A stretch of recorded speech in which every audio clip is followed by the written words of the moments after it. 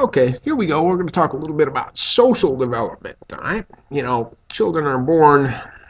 Let's do Sigmund Freud a second. What can I say?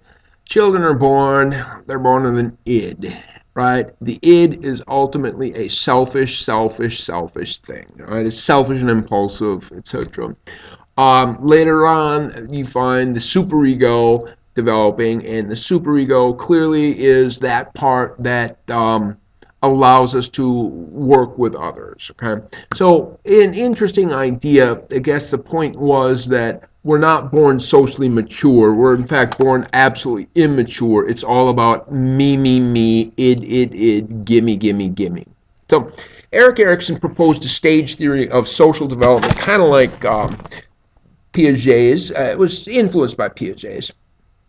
But what happened was he said basically as people get older, just their chronological age, as children chronologically age, adults chronologically age, we're going to go through a series of stages. And in each stage, there is a conflict of sorts. That there can be a positive or a negative outcome at each stage. And what happens is that it doesn't matter if you had a positive or a negative outcome. You get older, you're going to move to the next stage. And what happens is a negative outcome at an earlier stage will influence what happens at later stages. Okay, so here we got the first stage is basic trust versus basic mistrust. And basic trust is the notion, well, in the first year of life, that the most important thing is feeding, right? Give me food, give me food. And so in a perfect world, what's going to happen is the infant's going to learn to trust the world around them. I cried, somebody came, they took care of me, I've been fed. I trust that the world is a safe place. This is kind of what basic trust is. Basic mistrust can arise, however, if there's just inconsistency, if there's, just basic mistrust issues. I don't trust the world around me.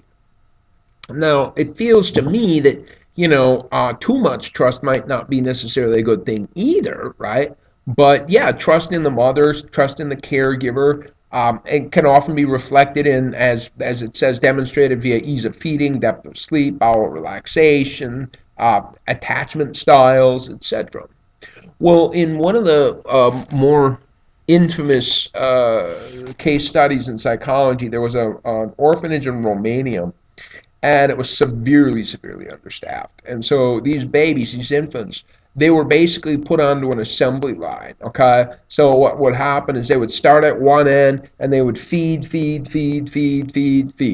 then go back to the beginning and change diaper, change diaper, change diaper, change diaper, change. It was just assembly line. Start at the beginning, and so it was like there was no relation. In infant, it's like, okay, I was hungry and I didn't get fed.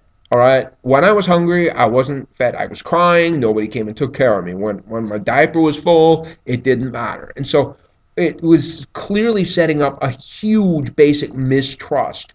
And now these children, later on when they were 5 or 6 years old, were such. I mean, I don't want to be mean, but social misfits. They were just socially misfit. They didn't and they couldn't adopt these children. Nobody would take these children. And it was really the fundamental idea that Erik Erikson was talking about, is that if you do not have a positive outcome at an early stage, it can hugely influence what goes on at later stages. Okay? During this period, one of the most important things that develops is stranger anxiety. So infants, when they're real young, don't really care who's holding them. They don't care about moms or anything like that.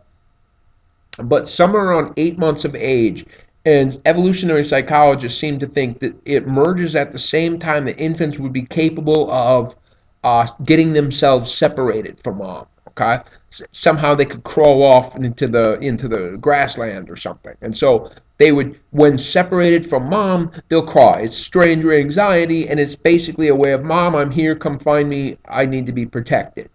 Okay. Well, during this first stage, there's also attachment. And perhaps you've seen some, Mary Ainsworth's different attachment styles. I don't think I have the attachment styles here, but no, duh, there it is. I don't have them here, but perhaps you've heard of secure attachment, insecure attachment, anxious avoidant attachment, etc. And so we can see in some ways a representation of this bonding process. Okay? All right. So attachment, by the way, works in both directions. It's the infant attaches to the adult, the caregiver, and the caregiver attaching to the infant. In Harry Harlow is a famous psychologist, worked at the University of Wisconsin-Madison.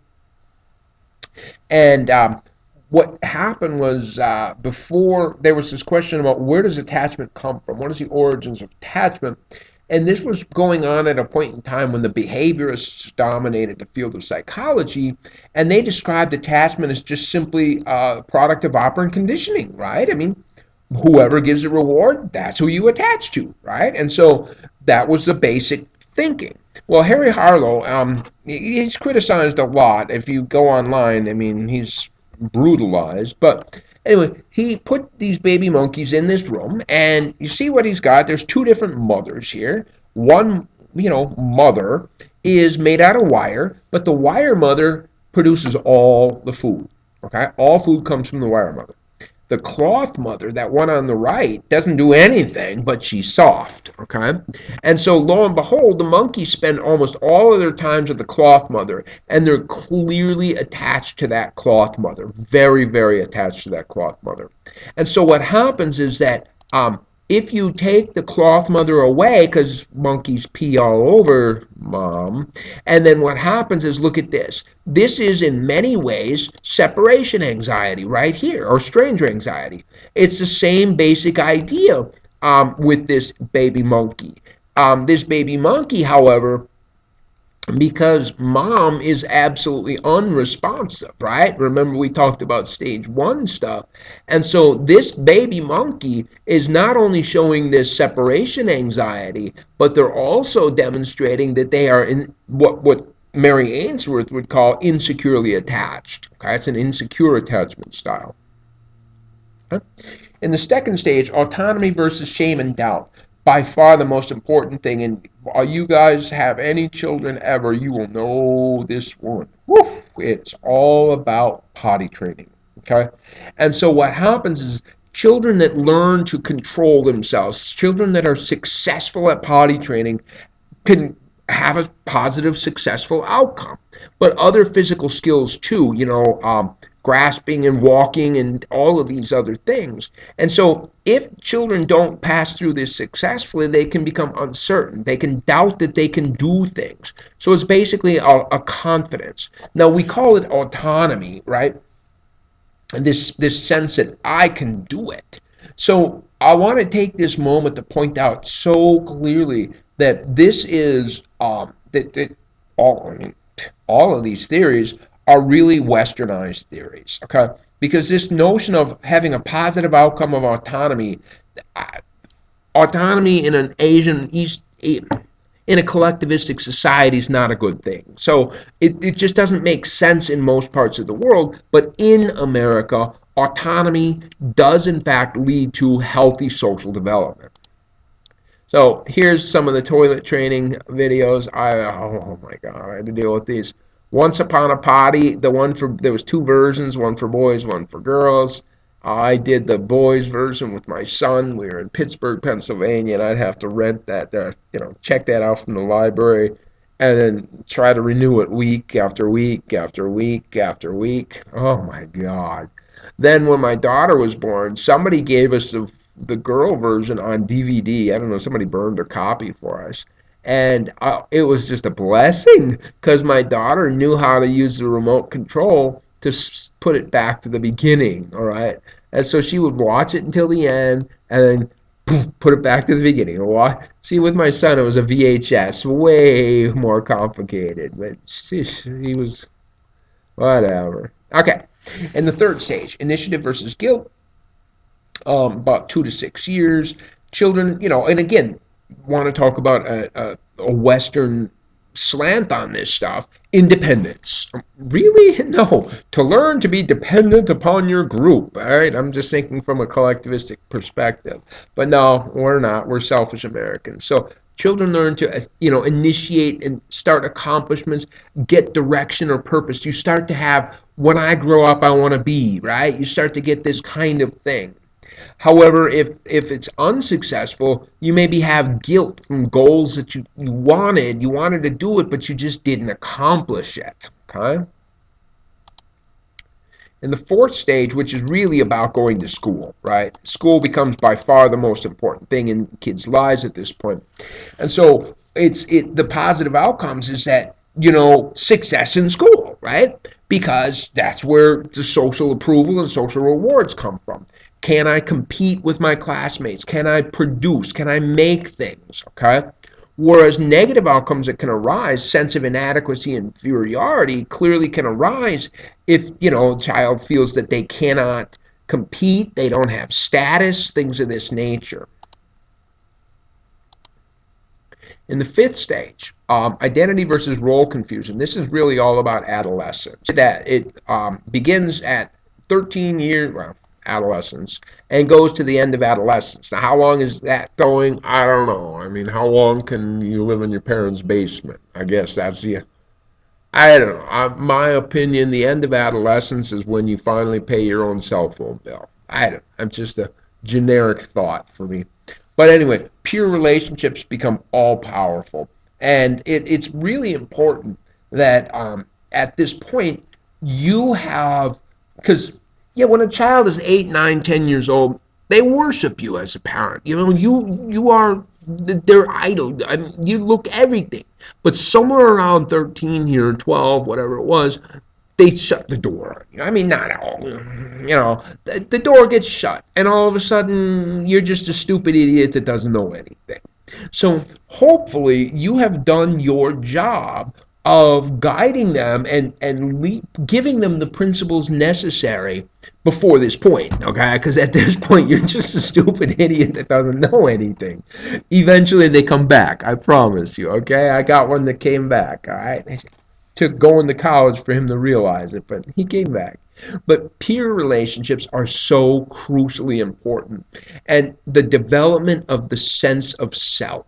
What am I going to be? And so we see all of these different cliques and things in high school where there's jocks and there's nerds and there's goths and there's, I don't even know what they were called anymore, okay? But all of these different groups, and you have to figure out which group you're going to belong to. And it's during this stage that it's not just, what kind of person you're going to be, but also there's going to be parallel developmental things such as sexual identity, for example. In particular, anybody in the LGBTQ community has to go through an entire extra set of, development of self or sense of who I am. And often there's a racial identity that needs to be generated as well. So there's a kind of like a general who am I, what am I, etc. kind of thing. And so during this stage, there can be role confusion. Who am I? What should I be? And it's quite an important thing to develop that you then carry forward into your later life. And then here we go, young adulthood, 19 to 40, is intimacy versus isolation. And it is at this stage that we need to, well, I mean, healthy development. I'm just doing Erikson. Involves love relationships with intimacy, right? What's going on here is this idea that I need to give of myself for the benefit of others, something like that. With a negative outcome of isolation, which can lead to a sense of egocentrism. And so that egocentrism that we talked about earlier in cognitive development can arise here. This notion that I am the most important one in the world. I'm the only one. Okay? So do I sacrifice for others, or is it all about me, me, me, me, me? Okay? In this middle adulthood, 40 to 65, okay, the important event, again, these ages are not set in stone, because, I mean, I started parenting at earlier than 40, that's for darn sure. So, parenting. And so the positive outcome here is generativity.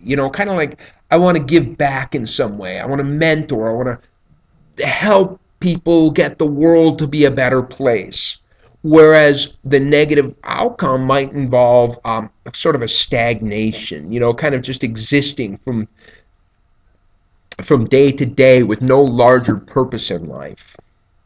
Well, finally, this last stage, and this is a powerful one, integrity versus despair. And so, in the last stage of this development, it's all about reflecting on life. What have I done? Have I lived a meaningful life? Have I given to this world? Or despair? My life was wasted. I had goals. I failed. I did not live a good life. Now, I think that it's incredibly important that at certain stages of our life, like stage 7, is where we really set the groundwork for stage 8. Okay, and so I think it's very, very important that I have a little philosophy of life, and it says if I am at this stage in my life and I look back on my life and I believe that I have taken more from this world than I've given to this world, I will not be able to have a satisfactory death. I will just not be able to die happy. And so I think it is my crucial responsibility to give back to the world around me, partly from a selfish perspective, so that I don't fall into this despair. Okay? And if you've ever gone into a assisted living center or a retirement home or whatever the fancy words are nowadays, it's pretty clear which of the people living there have integrity and which have despair. It's really, really pretty straightforward. And there's a nice summarization of the whole thing. All right, so stopping there for now, and we'll do moral development in